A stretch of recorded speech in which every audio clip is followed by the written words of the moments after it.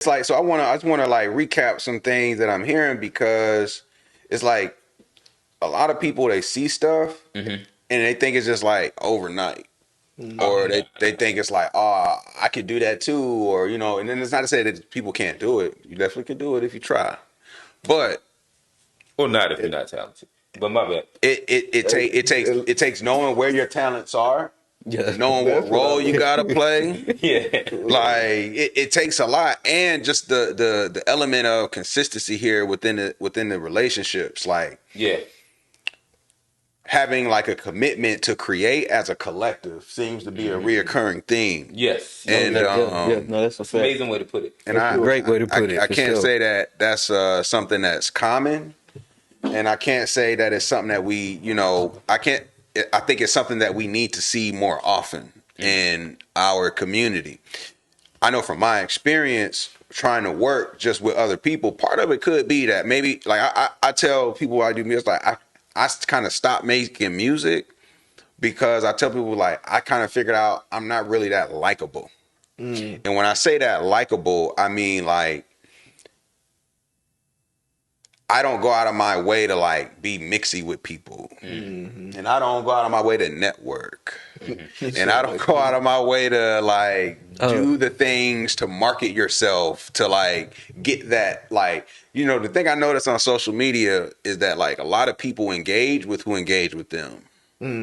So if somebody likes all your stuff, then it's like a feedback loop of easier stuff. to do because it's like it's hard to go out there and engage with somebody who don't know you from a can of paint, and like you got to go and try to like it feel like you dick riding a little bit. I get it. And nobody wants to be a dick rider, but sometimes you have to put your ego aside a little bit, and that's why it's easier as a collective because it's not just like me doing it, by myself. So it's like we've built this thing out to where it's an infrastructure to where it's like we can just stand on our infrastructure. So I don't feel like I'm riding if like I'm showing love to somebody because it's like I want you to come on my platform. And if I like to like piggyback on what Johnny was saying, not to move the conversation from where you was at, but I think that that's something that friendship is one of them pillars that you stand on. Like, hey fellas, it is okay to give your friends their flowers and say that they're good at.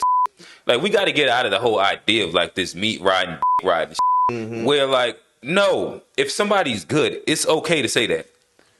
You're not like it's all right. And that like that's that black man ego. It's like that ego as men.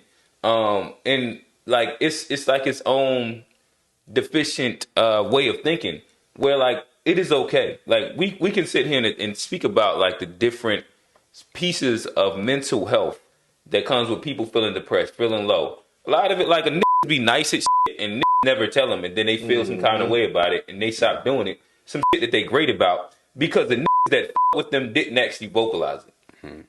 That's fact. Bro, I swear to God, I think that the dopest rapper that's out there quit. The dopest rapper that's out there quit. Oh, You know what I mean? That's my opinion about it. Of Like, course. bro, I know mad talented and we don't even know who it is. now we don't even know who it is. We don't even know who the it is. dude that's actually like that, bro, just quit. You know what I mean? He work at you know what I mean? He work at General Mills or something, bro. You know what I mean? And it'd be crazy, like, bro. And then so amongst men, you know how many women gas each other. Why do you think it is that like we won't gas each other? We need to gas each other, bro. They gas each other off the cliff. Like we could just gas each other. Even our compliments be crazy. Be like, what's the think he doing something? Yeah. That's for sure. That's for sure. That is for sure. That's the fact, bro. The compliments be insults. Look at this. Yeah. Come in here looking like such a goddamn coat. This nigga is fine. It's crazy because like that and then and if we zoom out even right, some of like, so I did ask a question about like some of the inspirations of podcasts. Y'all mentioned some of the favorites that I watch as well, but especially those podcasts centered around quote unquote culture, however we define that, and that are predominantly black male driven. These don't stick together for nothing. Like The Joe Budden pod had their breakup. I Am Athlete. I Am Athlete having their situation. The Math Hoffa joint. Yeah.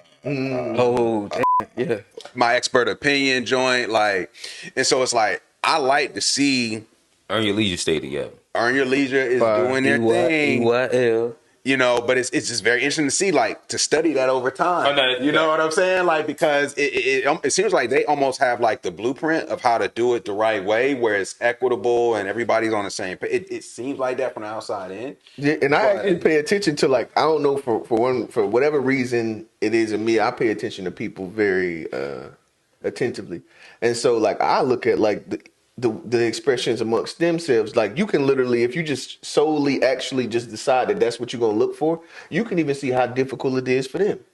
So it's not that it's just like an easy thing, but it's a purposeful thing. You know what I mean? It's just purposeful. And I would also say, I think that one thing that we have that's going well, there's no like, so like all the people that you named, there's a front man for that. Like, so Joe Budden, this is Joe. My Expert Opinion, that's Math. Whichever one. I Am Athlete, that's Brandon. Brandon, like it's us.